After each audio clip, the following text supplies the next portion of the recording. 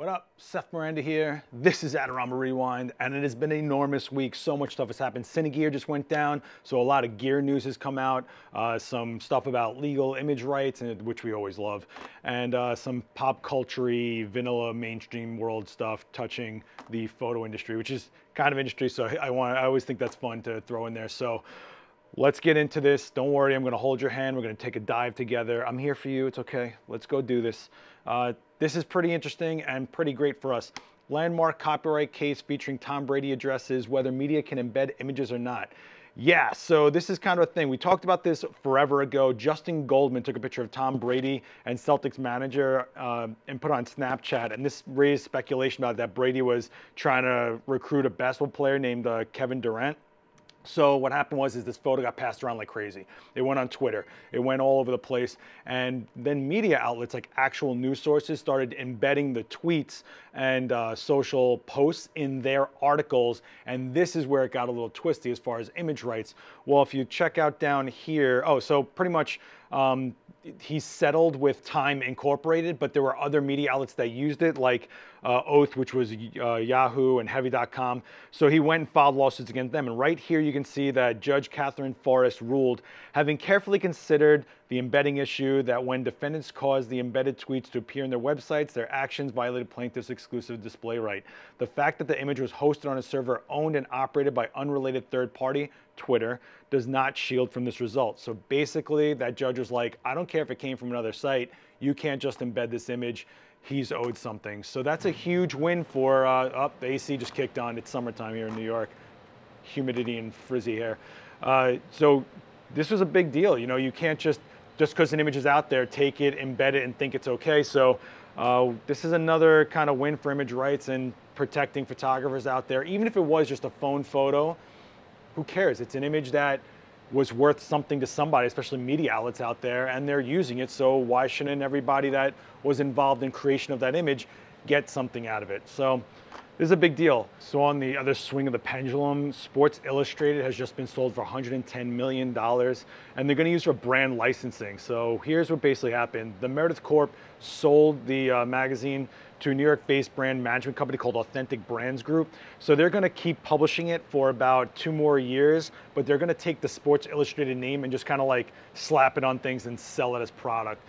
This has happened before. It's nothing new, but these huge institutional magazines are kind of going this way, or, you know, they're just not tangible anymore. They're going all digital, all sorts of stuff, but to sell it off, they're just getting what money they can before they lose the highest aspect of it, which was the actual magazines, right? I think every time you go to Barnes & Noble, there's like another rack of magazines missing or something like that. There's definitely some favorite magazines of mine and stuff I've shot for that are just gone now.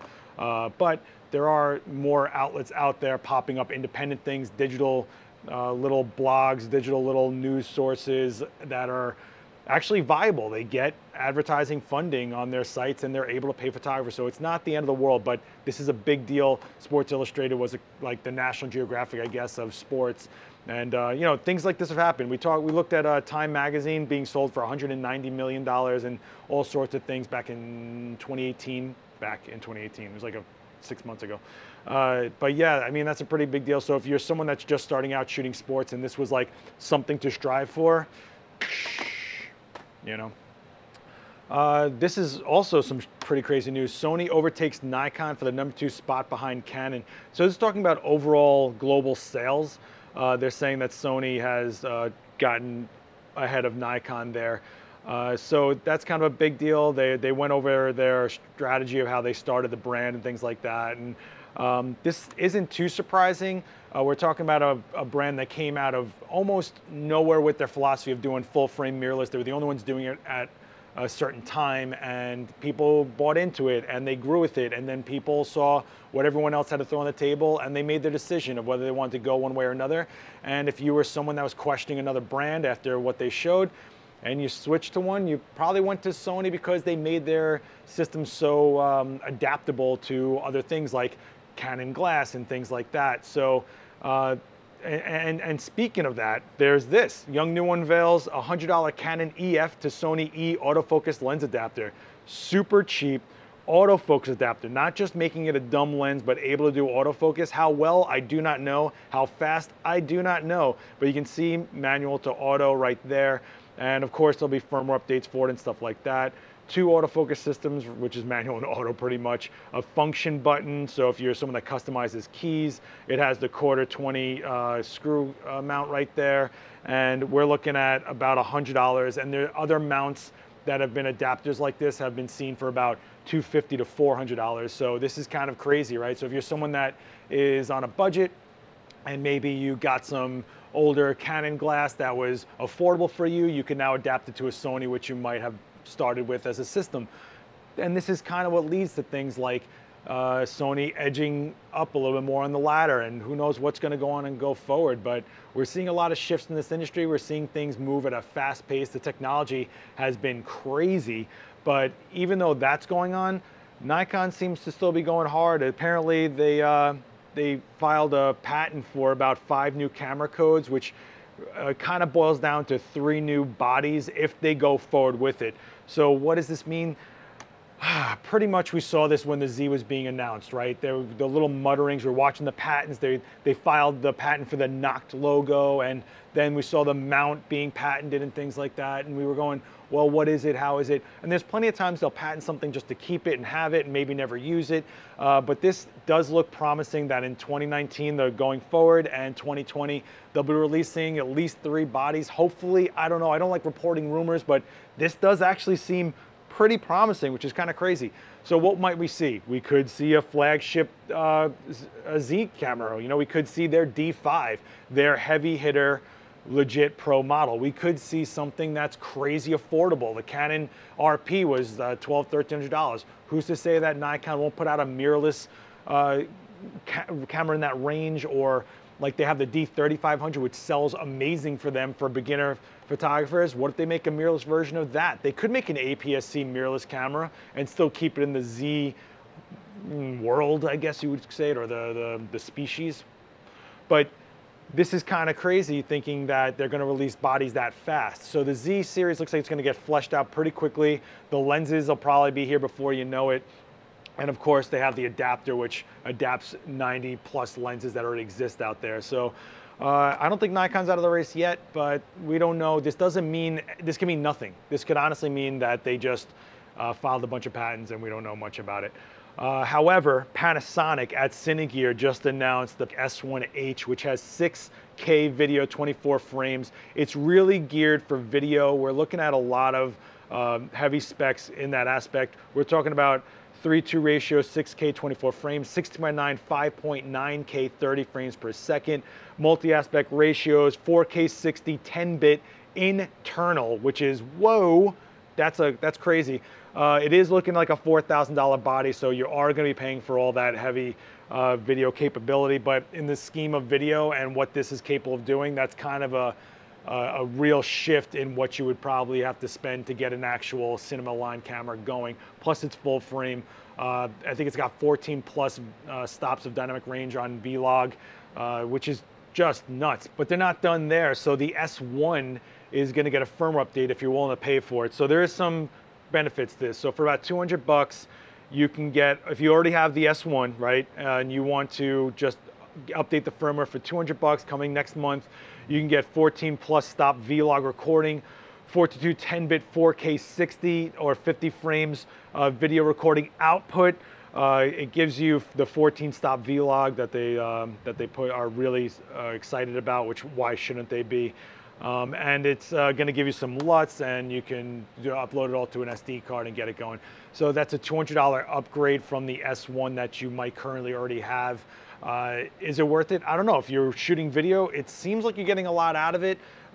Maybe if you hold off a bit on buying this, they'll make it more available. Maybe it'll be less expensive, but this could be years from now, you know? So we've seen this before from companies that charge for firmware updates, and it takes forever for that price to come down on the firmware, especially if you want like the log and things like that. So just be aware of that. But in some funnier news, someone is selling a lens from Sony that doesn't exist yet. So this is what it is. A 200 to 600 5.6.3 variable f-stop. Pretty much what they're saying here is that it's available for parts and all, it's not fully functioning. And what they think this pretty much was a stolen prototype, or just a lens that got thrown around at Sony and somehow made it out the door. And Sony's gonna probably shut down this auction pretty quick, but it is going for about 180 bucks or 20,000 yen. If you want to go find it, I'm sure it's down by now. There's no way this still exists, but that's pretty crazy. I'm sure there's going to be some investigations into how this lens made it out the door, because that's kind of nuts. But this is not the first time that's happened, so be aware of that. I thought this was kind of hilarious and kind of heartbreaking, but also what? So Rob Halford from Judas Priest was up there, and he was singing, and some guy put a phone up, and you can see right there, he's going nuts. He's got his leather going, there's that phone, and he goes, cool, punts it, gets the field goal, and Rob Halford, what are you doing? He wasn't the guy was recording him. They're going on record saying, you're more than welcome to record and take pictures and all sorts of stuff while we're performing. What he was complaining about was the LED on the phone was going off and actually physically distracting him. And I guess he's just so metal. He's so metal, he had to kick it out of the guy's hand. I wonder if the guy got his phone back. I don't know. So in some more like vanilla world mainstream news, I thought this was pretty funny. It's kind of not funny, but it is actually funny. So and it's also part of the game, no pun intended, but this woman was doing the ceremonial pitch at a baseball game, and you can see her winding up, and she goes direct hit right to that photographer. Boom. I mean, whoa, lady, what a shot. Yeah, she feels terrible. It's kind of funny. He says he was okay. I believe him. It's part of the hazard of the job, right? But it's just amazing to me that she was so off on the plate, but so dead on this photographer. What a direct hit. It's amazing. But yeah, I'm not kidding you. It's totally happened to me. Here's me from years ago getting my head cracked open. There's a cop taking the statement right here. I'm like tattooless. I'm like 18 years old. Back when I was shooting BMX with like fisheye lenses, getting super close and just getting destroyed by riders. And there's I've definitely seen other people getting hit by like bikes when they're shooting races or all sorts of things. We've had HBO boxing photographers here talk about how there's just sweat and blood flying all over their gear. Like, it's part of the job as getting in there. And any pro photographer will tell you that, you know, you always want to get in there, you always want to get close, and there's always a consequence to any action that's worth taking a risk, right? So. Okay, let's get back in some gear stuff here. SLR Lounge put this up. So apparently this is a new ultra rapid filter system. So what is this? It's this hinge system that can go and put it like an ND filter, whatever, and flip it forward onto your lens super quickly. It comes in variable sizes. So we're looking at 40.5 to about 105 millimeter, I think they have it up to now, or 82 millimeter. And you can see here that you have it disengaged here, and then when you need it, you can flip it forward. We have seen stuff like this before, where they've tried to make flip forward filters and they haven't made enough of a seal and there's been light leaks. They say they fixed that issue. However, you can't use a lens hood with it. So if you're someone that's really a stickler for putting a lens hood on to eliminate flares, this isn't for you. But let's say you're like a vlogger or something like that, and you're going like this. I'll do this. Just go like this, and you're blah, blah, blah outside. You have the ND filter on, and then you're going inside, and all of a sudden you're losing a ton of light. Flip it up, there's no issue. You know, you're really quickly moving around. Or maybe you just want to put like a protectant on your lens, and you're shooting something that's like, you know, mud racing or something. It's like splashing around, and it gets on your lens. Flip it up, and you can still get that shot. You have to worry about cleaning your lens. You're not going to miss out on it. But then again, you're exposing your lens. So there's, you know, they always try to reinvent the filter system, I feel, and you know, it's really a matter of what works for you. This could be really cool. A lot of people like to focus first, then throw the filter down, because putting the filter on can knock you out of focus or change a couple of things in there. So it's kind of an interesting idea to focus first, flip it down, and you're ready to go. Or maybe someone that uses like you're in a studio and you're trying to eliminate the light and it's not working out for you, you can flip this down and knock some light out of the room. All sorts of applications, I'm sure. It's pretty much whatever you could use an ND filter for without the hassle of having to stop what you're doing and screw it on. It could still be on your eye and flip it down, you're ready to go. Let me know if this is something that interests you. I'm kind of curious about that. And I'm just gonna pull this one up. I think it's pretty interesting, and it made me think about where computers are going. Asus raises Touch Bar with a 14-inch 4K secondary display. Yeah, so this is pretty nuts. So here's your keyboard. You'll notice there's no trackpad, right? So you're looking at, here's the guy with the mouse, and he's got his, you know, he's editing up here, but he has everything else down here, messaging, whatever else. So it's basically a screen pad plus, they're calling it. It's like having multiple monitors in a laptop, which is pretty great. Of course, there's a stylus and touch capability, which makes it super versatile, I think. GeForce RTX 2060 GPU, which is awesome. And you know, it's their own system, but this is pretty awesome. And it could set a tone for what's to come with every system. Maybe this is where we're going. We've seen plenty of technology just kind of morph into what was needed and eliminate things that we don't really need anymore, right? Like, look at smart TVs. Now we kind of don't need little boxes like Apple TV or Roku. If you are buying a new TV, you're kind of ditching that technology. Well, maybe the tablets are gonna go away. Maybe everything will be a touchscreen. Maybe we won't have mechanical keyboards one day. I'm sure that's a thing, right? Because anything mechanical can physically break or wear out. I'm sure it also manufacturing the parts. Maybe this will bring the cost of actually building the products down. I think this is pretty great. We've seen gaming laptops have screens that pop up and slip out extra monitors. Maybe this is a way for workflow without having to have that much of a blueprint, or a footprint rather, I'm saying, on like a coffee shop table, right? I think this is pretty awesome. I'm pretty excited to see what comes from this. I don't know. Let me know if this interests you. I'm pretty curious if this type of a setup, I mean, let's take a look at it really quickly again. Would this be something optimal for your workflow? Would this be something that interests you? I know I usually have like 20 screens going on at once, and it drives me crazy trying to find that window that I left open somewhere. Let's dial it completely back now to the analog world. Photographer wanted you guys to know about this one. Adox, however you say it, Adox, Adox, announces new Captura technology for powder chemistry. So what this basically is doing, if you're an analog shooter and you're doing a lot of processing on your own, this actually keeps the binding of the dust together, so it keeps less of the chemistry from when it's in powder form in the air, which is pretty awesome. Of course, it's water solvent, biodegradable, non-toxic. And it doesn't affect the photochemistry itself. So that's pretty awesome. So it could definitely save on respiratory issues and stuff like that. Check out the link if you're someone that's doing like small room, dark room, like a closet somewhere, or you're just trying to do a lot with a little. This might be pretty great for you, especially if you're just trying to learn what's up with analog and you're just trying to figure out what processing is about instead of dealing with the heartache that we've already had to deal with. I guess this is like an update to chemistry a little bit. Kind of cool. Check that out. And to close out, I know this was a long one. I thank you for sticking with me. I wanted to bring up a comment from last week. We talked about the Canadian airport that cut holes in the fences for aviation photography, and I had no idea about that world, and I was wondering what's it about, and you guys answered. Thank you so much. So Tony Big T is letting me know that aircrafts can have special paint schemes for anniversaries, and you know, you just want to capture that, and they're basically saying that the analogy that I had for bird watching is spot on, that you're trying to find these rare planes, these modifies, these customs, these paint jobs, these years that might not exist, this 1960 whatever.